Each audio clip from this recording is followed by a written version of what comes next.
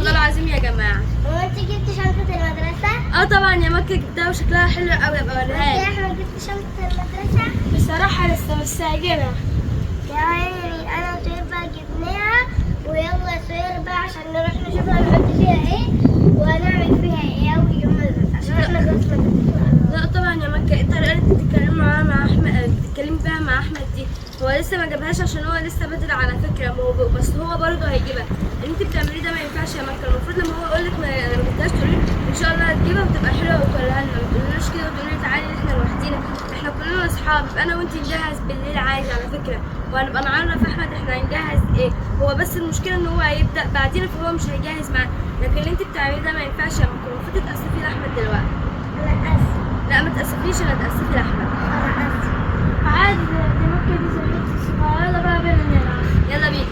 وانتوا كمان يا اصحابي لما حد من اصحابكم يبقى لسه ما جابش الشنطه، ما تقولوش يا عيني ومش يا عيني، قولوا ان شاء الله هتجيبها وتعجبنا كلنا. يلا باي.